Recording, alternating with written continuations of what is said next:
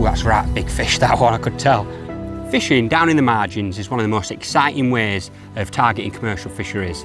It can turn a pretty average session into a red letter day. I mean, this is like a double figure plus fish. It's massive common.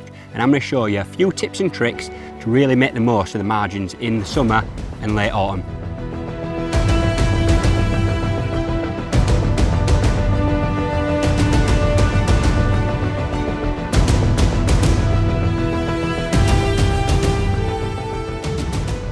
Location is vital when you're fishing down the edge. A lot of people just put the bait in anywhere and expect to catch, but trust me, there's a few key factors that you need to consider when you want to make the most of the margins. For me, I always try and fish down my next peg platforms, because what do you do at the end of your session? You throw your baiting in the edge, and that's where carp especially are used to feeding. So that's where I'm going to be targeting. If you haven't got a peg platform on your side here, try and fish a little bit further away from yourself, 5 metres plus. Don't go right by your peg platform right next to you, because the fish in these sort of venues, they're big, they've seen it all before, and they're not easy to catch. So go a little bit further away from yourself, and it'll mean that the carp will feed a little bit more confidently and you'll catch more fish.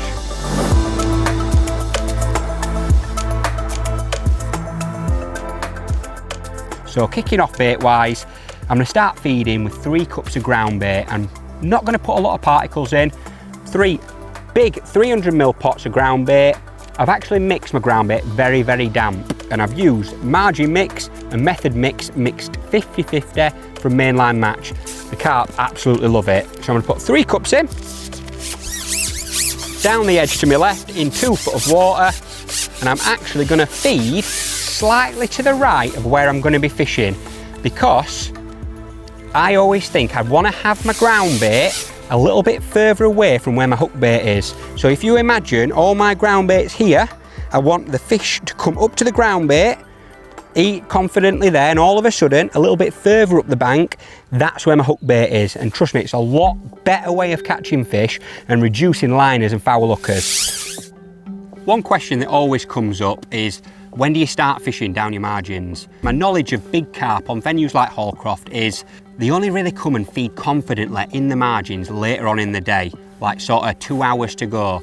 I'll always look to start feeding them then and start fishing, say, with around an hour and a half to an hour and 45 minutes to go in my session. You still want to give yourself enough time and enough of a chance to build up a big weight or catch a lot of fish in the margin. So you don't want to leave it till the last 20 minutes.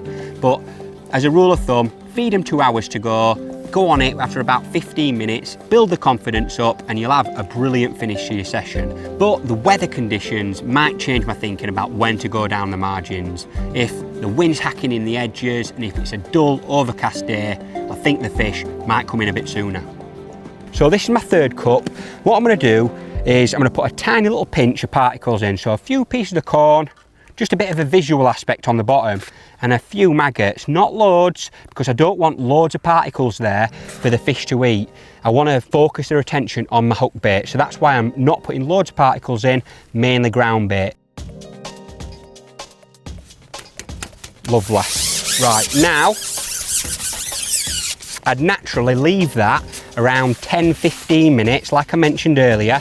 I'd be doing anything that I'm doing out in the main lake, fishing short pole, method feeder. Keep an eye out for disturbance of fish, swirls, and that'd give me a key indicator that the fish are coming in the edges. I keep my hookbait options very simple when I'm targeting the edges. I've only got 3 with me, and I only usually take 3 on any commercial fishery I go to. The first is corn. It's caught fish for donkey's years, single and double corn. It's a very heavy hook bait, so when you are fishing with it, it stays on the bottom, static until the fish suck it up and you get your bite. The next hook bait is double worm. Now that's my all-time favourite margin hook bait. I've caught some massive fish on that over the years. Double dendrobina, it's just a big visual hook bait, and big carp absolutely love them. And the 3rd hook bait that I use are dead maggots. Don't be afraid of trying 6 to 10 dead maggots. It's a nice big visual hook bait, and sometimes the fish are just tuned onto maggots and it's the only hook bait they'll eat, so you definitely need them on your side tray. Just before I actually start fishing down the margins, I always like to put half a pot of ground bait in just to re-kickstart that peg off. I've seen a few swirls, there's definitely activity of fish down there and I'm excited to go down there. So here we go, first chuck. A nice little tip is put your hook bait in the water further to the right of where you're actually fed. So what I mean by that is I'm putting my hook bait in right in the middle of the lake almost, and then I'm going to drag my hook bait into position exactly where I want it. You're almost sneaking it in without spooking the fish. If you drop your hook bait all in big one massive, oh, straight away, big bite, I missed it. So what I'm going to do now, can't believe that went so quickly. So what I'm going to do now, I'm going to put another half a pot of ground bait in because there's been a lot of disturbance there. Fish are swirling everywhere. I need to focus them in again. Fishing in the right depth of water is massive when you're fishing in the margins. Today, I'm going to fish in around 2 foot. For me, that's a perfect depth when you're fishing for big carp. You don't want to fish in 12 inches because I don't think the fish feed confidently enough. And you don't want to be fishing in too deep a water too, because that'll just lead to vowel hookers, liners. So they definitely seem to like double corn there. I mean, that was about 5 seconds, it was straight away. So double corn. Keep your pole nice and low to the water. Don't tangle your rig. I'm going to put my hook bait in way to the right and I'm going to sneak it in right over the top of the heads. That's not a bad second chuck. But then them bites that fly under at a million miles an hour, you can't miss them. Well, that's what you're looking for in the margins. You don't want to be striking at everything that goes under, any little indication. So now, keep your pole nice and low to the water. Smooth movements are really important when you're fishing for big fish like this. You don't want to be throwing your pole back at a million miles an hour. Take your time, make each fish count. I'm going to unship. I'm going to assess what's happening. Feels a big fish if I'm honest. I have a couple of pulls on my elastic, get a bit more control, get my landing net ready to rock and roll. Does feel a nice fish to be honest. Keep it up and then all of a sudden it's going to come up like that and you can catch a big carp. That's a big fish. Easily 10 pound plus, but that's the sort of stamp of fish you can catch down the margins. Big mirror carp. That's what edge fishing is all about for me, big units like this.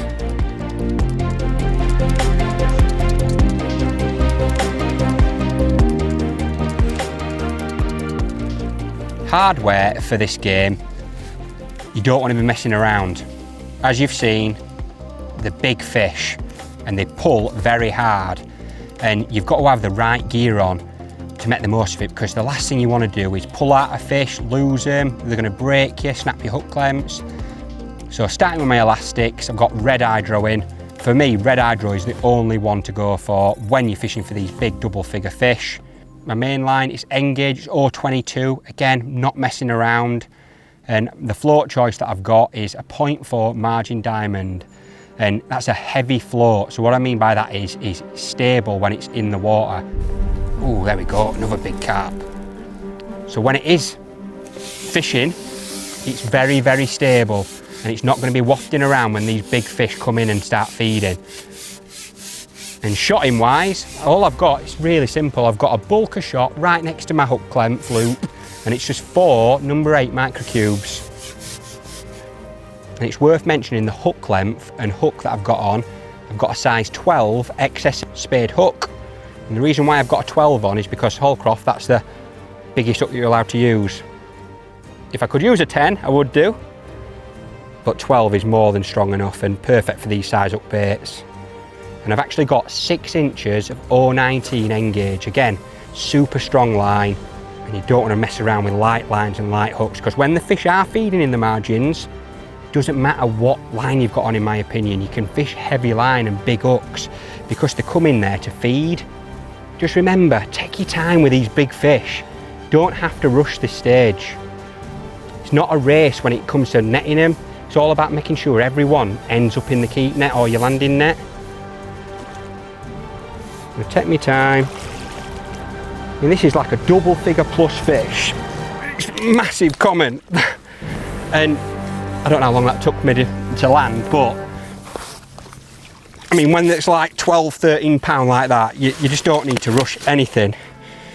The hardest part now is not getting slapped in the face.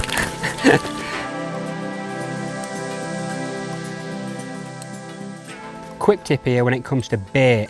I've got simply some 2mm fishery feed pellets, because that's what you have to use at Hallcroft. Soak them for 4 minutes, leave them in a big bucket, soak all that water up, and it'll be nice and heavy. Just like the ground bait, I've mixed it heavy. It's going to sink to the bottom, but it's all about the depth of water. 2 foot, stick to ground bait. Above 2 foot, don't be afraid of trying over soak micro pellets. You'll see that I like to have quite a lot of bristles showing when I'm fishing down the edge.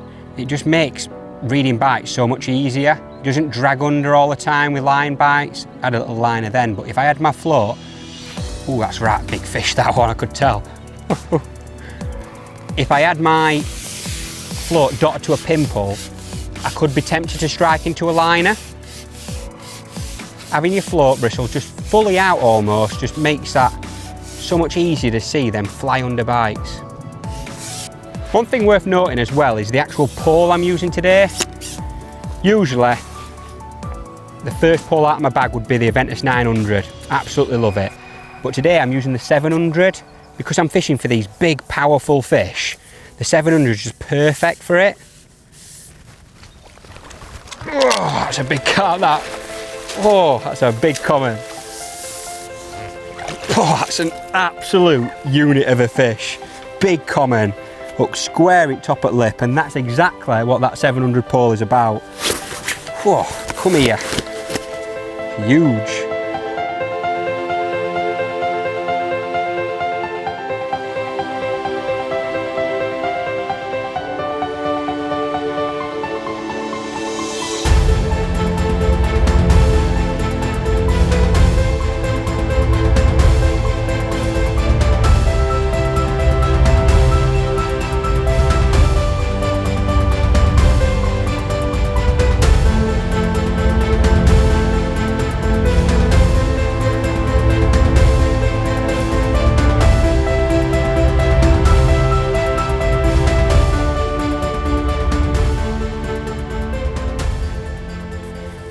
Try and get him. The will raise and scoop. That is an absolute beauty. Oh, what a cracking way to finish a mega day at Hallcroft. We've had some beautiful fish today, some massive ones. Shows how devastating fishing in the edges can be.